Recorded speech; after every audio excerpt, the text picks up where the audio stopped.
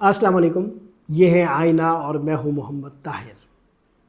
کیا جمعیت علماء اسلام کے سربراہ مولانا فضل الرحمان 8 دسمبر کو پشاور میں اپنے ملین مارچ کے دوران اسلام آباد میں کسی احتجاج کا اعلان کر سکتے ہیں؟ اسلام آباد کے لیے کسی دھرنے کا کوئی منصوبہ دے سکتے ہیں، کوئی تاریخ دے سکتے ہیں؟ یہ ہے وہ سوال کہ جس کے گرد میں مختلف واقعات کی گوٹہ کناری کروں گا، جس کے اندر بہت سے طوفانوں کی آہٹیں ہمیں سنائی دے رہی ہے۔ آپ کو اچھی طرح یاد ہوگا کہ آئین میں متنازع 26ویں ترمیم منظور کراتے ہوئے سب سے کلیدی کردار مولانا فضل الرحمان نے ادا کیا تھا، اور سب سے زیادہ نمائشی کردار بلاول بھٹو صاحب نے ادا کیا تھا۔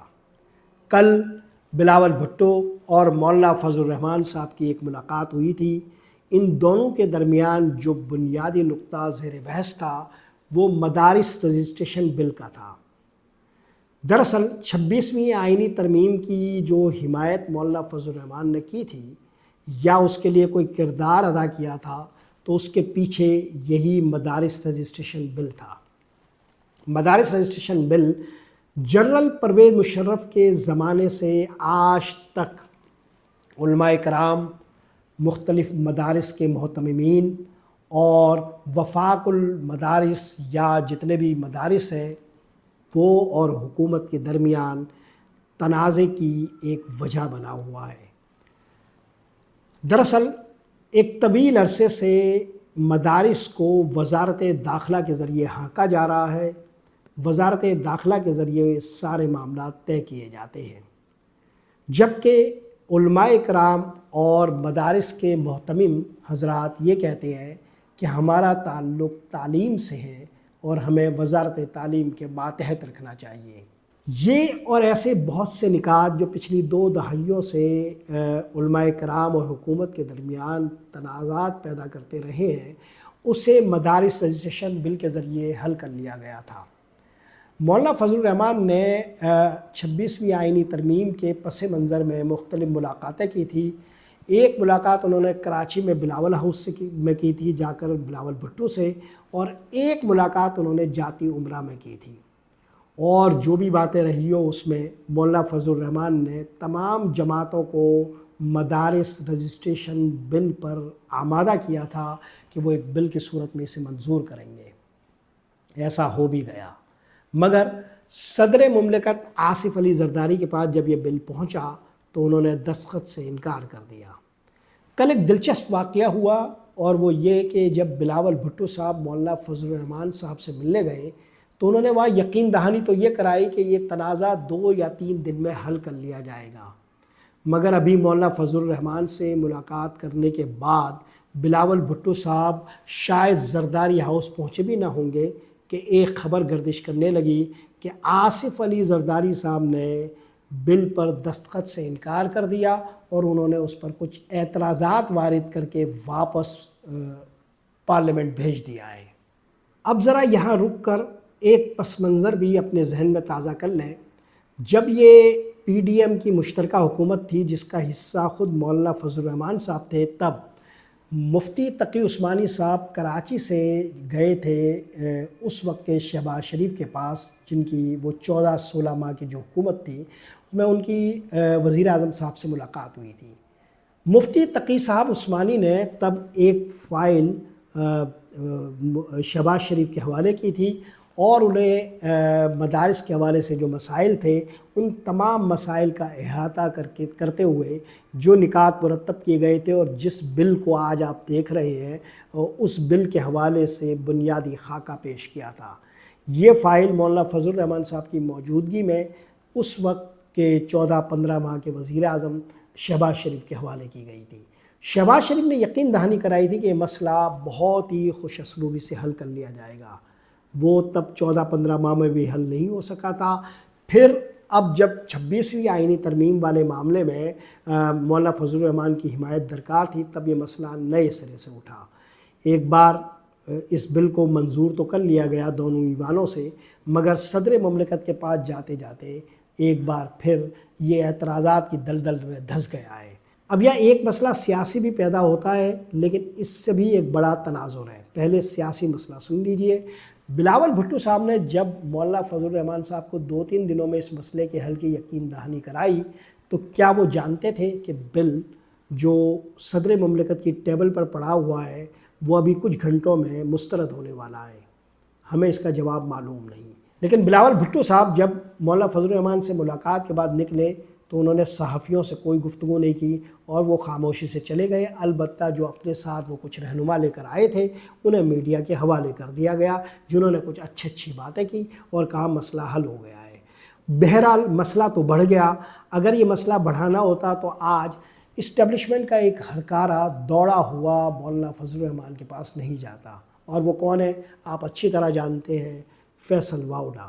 فیصل واؤڈا نے آج مولانا فضل الرحمان صاحب سے ملاقات کی، اور انہوں نے جو زبان استعمال کی وہ زبان ظاہر ہے ان کی شخصیت کی آئینہ دار ہے، اور یہ لوگ جس قسم کے کام کرتے ہیں اس میں جو ان کی لغت ہے وہ بھی کچھ اسی طرح کی ترتیب پاتی ہے۔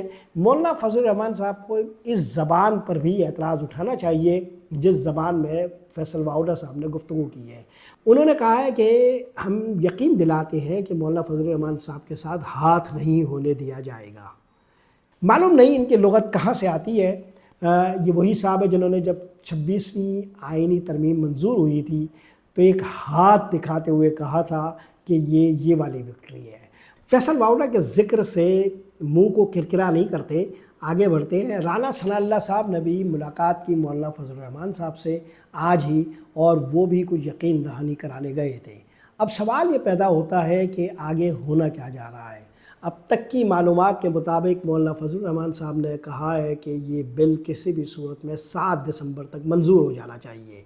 7 دسمبر کو اگر یہ بل منظور نہیں ہوتا تو پھر 8 دسمبر کو پشاور میں وہ ایک ملین مارچ کر رہے ہیں، جو ان کی ایک عوامی اسمبلی کا ایک پروگرام جو مستقل چل رہا ہے، اسی سلسلے کی ایک کڑی ہے جو 8 دسمبر کو ملین مارچ کی صورت میں پشاور میں ہے۔ وہاں پر وہ یہ اعلان کرنے جا رہے ہیں کہ آئندہ کا لاہ عمل کیا ہوگا۔ تمام علماء کرام، تمام مفتیان عظام، تمام مدارس کے محتممین انتظار کر رہے ہیں اس مدارس رجسٹریشن بل کی منظوری کا، جو صدر کے دستخط سے ذرا دور پڑا ہے، مگر اب اعتراضات اٹھانے کے بعد واپس پارلیمنٹ بھیج دیا گیا ہے۔ اب ظاہر ہے کہ اس کی منظوری پارلیمنٹ کے دونوں ایوانوں سے ہی ممکن ہے، یا پھر اس کے لیے کوئی اور قانونی حل اعظم نذیر تارڑ صاحب نکال پاتے ہیں یا نہیں۔ ظاہر ہے کہ اعظم نذیر تارڑ صاحب کا ذہن رسا 26ویں آئینی ترمیمی بل سے لے کر سپریم کورٹ کو ادھیڑ دینے تک تو خوب چلا ہے، مگر ایک سادہ معاملہ وہ حل نہیں کر پا رہے۔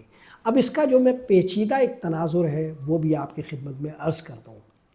دراصل مدارس کی رجسٹریشن کے حوالے سے جو بتایا جاتا ہے کہ اصل اعتراض فیٹف سے آتا ہے، لیکن جو علماء کرام ہیں، گہرے غور و فکر کے حامل علماء کرام ہیں، ان کا کہنا یہ ہے کہ یہ فیٹف کی آر اسٹیبلشمنٹ لیتی ہے، اور تحفظات جو اصل میں ہے وہ اسٹیبلشمنٹ کو ہے، طاقتور حلقوں کو ہے، اور وہ مدارس پر اپنا کنٹرول باقی رکھنا چاہتے ہیں۔ اس لیے وہ مدارس کو وزارت داخلہ کے ذریعے چلانا چاہتے ہیں، وزارت تعلیم کے ذریعے نہیں۔ اصل کہانی کیا ہے یہ تو ہم نہیں جانتے، لیکن یہ مختلف موقف ہے جو مختلف طریقوں سے ہم تک پہنچتا ہے۔ بنیادی مسئلہ یہ ہے کہ مدارس پر ایک کنٹرول کا معاملہ موجود ہے۔ آپ مختلف مدارس کے جو انتظامات ہیں ان پر اگر غور کریں، یا مختلف وفاق کے ذریعے جو مدارس کو چلایا جاتا ہے اس نظم پر اگر غور کریں، تو یہ کھینچا تانی رہتی ہے کہ مختلف مدارس پر کنٹرول کیسے حاصل کیا جائے۔ حالیہ دنوں میں دیوبندی مکتبہ فکر کو چلانے والے وفاق المدارس کے اندر ہی ایک بورڈ پیدا کر لیا گیا، جو مفتی عبدالرحیم صاحب جامعۃ الرشید والے ہیں ان کا، اور جامع بن نوریہ والے ہیں مفتی نعیم صاحب کے صاحبزادے چلاتے ہیں، ان کا تھا۔ ان لوگوں نے مل کر ایک بورڈ ترتیب دے دیا اور وہ وفاق المدارس سے الگ ہو گئی۔ یہ دونوں مدرسے وہ ہیں جن کے پر ایک چھاپ ہے کہ یہ اسٹیبلشمنٹ کے بہت قریب ہیں۔ آج ہی مفتی عبدالرحیم صاحب نے ارشاد فرمایا ہے کہ مدارس تعلیمی ادارے ہیں، اور اگر کہیں سے دہشت گردی ہو رہی ہے تو مدارس سے نہیں ہو رہی، اور امن و امان کی ذمہ داری اداروں کی ہے، ہماری نہیں۔ مفتی عبدالرحیم، جن کے بارے میں کہا جاتا ہے کہ ان سے زیادہ مطیع، فرما بردار اور حاشیہ بردار علماء اکرام کی صف میں شاید ہی کوئی پیدا ہوا ہو، اور علماء اکرام کی صف میں جو موجود لوگ ہیں ان میں مفتی نعیم کے صاحبزادگان اور مفتی عبدالرحیم صاحب ایک دوڑ میں رہتے ہیں کہ زیادہ قریب کون ہوتا ہے۔ اس حوالے سے جو علماء حق کی پہچان ہے اور علماء حق کے حوالے سے جو روایتیں ہیں، وہ ساری روایتیں ان کو دیکھ کر دھندلا سی جاتی ہے، ہمارے ذہنوں میں استعجاب کی حالت میں انگڑائیاں لے کر کھڑی ہوتی ہے اور سوالات پیدا کرتی ہے۔ لیکن بہرحال مفتی عبدالرحیم صاحب اور مفتی نعیم کے صاحبزادگان جو بنیادی طور پر اداروں کے قریب ہونے کے لیے یا حکمرانوں کے قریب ہونے کے لیے یا مقتدر اشرافیہ کے قریب ہونے کے لیے ایک دوڑ میں لگے رہتے ہیں، اور جس کی وجہ سے وہ علماء کرام کی صف اول سے دور ہو گئے ہیں اور آہستہ آہستہ مزید دور ہوتے جا رہے ہیں، یہ حضرات بھی مفتی عبدالرحیم کی شکل میں آج اس طرح کی بات کر رہے ہیں کہ اعتراض ہم پر نہیں ہونا چاہیے۔ اب بس یہ مفتی عبدالرحیم صاحب وہ صاحب ہیں جنہوں نے ایک غزالی سسٹم پیدا کیا ہے، اور وہ یہ کہہ رہے ہیں کہ ہمارے اداروں سے ڈپٹی کمشنر بھی پیدا ہونے چاہیے، کمشنرز بھی پیدا ہونے چاہیے، بیوروکریٹس بھی پیدا ہونے چاہیے، ڈاکٹرز بھی پیدا ہونے چاہیے، انجینئرز بھی پیدا ہونے چاہیے۔ ان کے ذہن میں غالباً جو تصور تعلیم ہے وہ یہ ہے کہ ہم کل دنیا کا جو علم ہے وہ سب کچھ اپنے مدرسے میں جمع کر لیں۔